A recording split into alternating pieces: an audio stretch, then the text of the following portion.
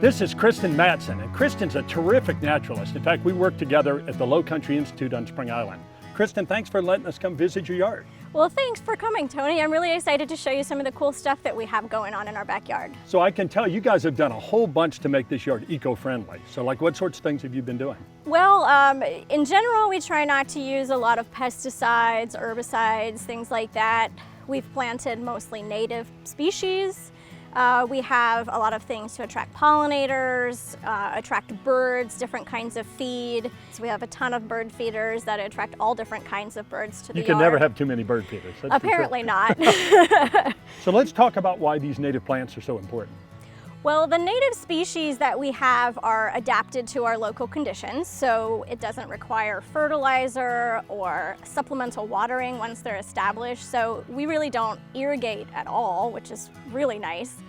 And then they also are the plants that support our native pollinators, that support caterpillars that the birds like to eat. So I'm kind of distracted. I keep looking around. There's lots of buzzing and there's lots of insects flying around and butterflies. I mean, there's a lot of life here. That's one of the things I really like is we can come out here and you can just hear all of the different animals that are here in the yard. And we have this really like an oasis of habitat, even though we're really in the suburbs of the city.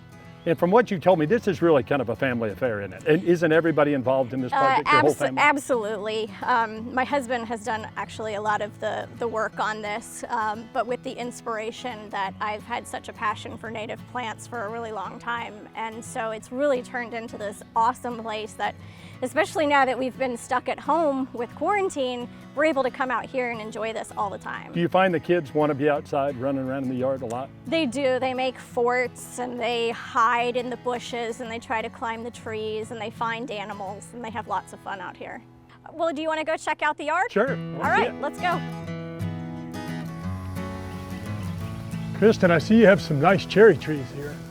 Yeah, one of the really nice things about this lot when we bought the house was that there were quite a few mature trees already here. And so this tree produces a ton of fruit. During the summertime, the birds, they may not come to the feeder, but they can come in here and they can eat the fruit. And then in the spring, when there's tent caterpillars all over the tree, those are also food for them as well. As we walked up to the sassafras, we noticed that some of these leaves are folded over. And I think we know what's inside those, right, Kristen? Yeah, this is a host plant for one of our butterflies. And inside the rolled leaf is the caterpillar.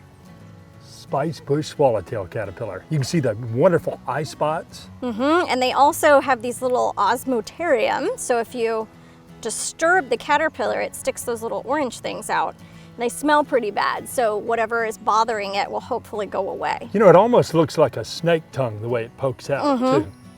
One of the things that I really love about the yard is that not only do we have flowers for nectar for butterflies, but we also have food for their larvae as well. And of course, this is going to metamorphose into one of our most beautiful butterflies, the spice bush swallowtail. Yep. Kristen, I see the zip line here for the kids. I might give this a try a little bit later. All right, we'll do that. Kristen, this meadow is amazing.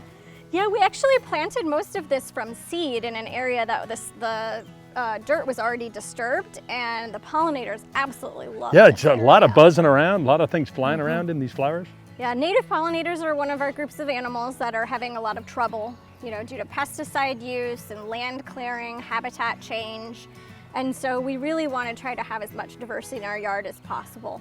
And the other thing is, these aren't the type, it's not dangerous to have these bees flying around. No, they really don't sting, certainly as long as you don't bother them. And they don't just need flowers, they need native plants and native flowers. Right, native plants that are actually producing pollen. A lot of times the cultivated stuff you buy, it's been bred not to reproduce, and so they don't produce the nectar and the pollen that the insects need. Hey Fisher, hey Dylan, how are you guys? Good. So this is a really cool yard. What sorts of things do you guys see here? What kind of animals? Sometimes we are able to see bird nests. Cool. Hognose snakes. Man, I love hognose snakes. That's one of my favorites. What's your favorite animal to see in the yard? Tree frogs. Tree frogs, yeah. And tree frogs, of course, eat bugs too, so they're fun. And you said legless lizards too, right? Those are neat too. I love those things. Fisher, what's your favorite thing to do in the backyard? catch lizards. Yeah, he loves to catch green anoles. You know, Fisher, it's one of my favorite things to do is to catch lizards too. Do you guys want to take Mr. Tony to see what we found in the front yard? Good, Okay. let's go check it out. All right, let's go. So what's in here, guys? A bird's nest. Oh, And wow, the I can chicks. see it. Chicks. Yeah, it's got, Oh, I man, see 3 chicks sticking their heads up. You know, I saw a bird fly out just a second ago. So what is it? What kind of nest is it? Cardinal. Wow. Yeah, so it's a cardinal nest. The other day we were out here in the front yard and we heard the babies making all sorts of noise and then saw a mom fly out. So it's, Boy, they're getting pretty big, aren't they? They still don't have a lot of feathers on them, but that's really neat, guys. yeah, we get to see all sorts of cool stuff in the yard. Like if you have enough time to come out and wander around, you make discoveries. Well, so this is a beautiful yard and it's a great place for birds, but it didn't start looking like this. I mean, how long have you guys been here? We've really only been working on the yard for about 3 years. And when we moved in, it was pretty overgrown because it hadn't had people living here for a while. And what that allowed us to do was take some of the plants that were growing here and leave them in place or even move them. And this tree actually came from the backyard and we moved it up here and it had 4 or 5 leaves on it when we planted Well, it looks a little better now, for Yeah, sure. I mean, it's grown really well. Well, you guys have done an amazing job here, and thank you so much for letting us come visit. Yeah, we had a great time. And actually, I see the mom cardinal is right over there ready to bring some food, so we better get out of here. That's right.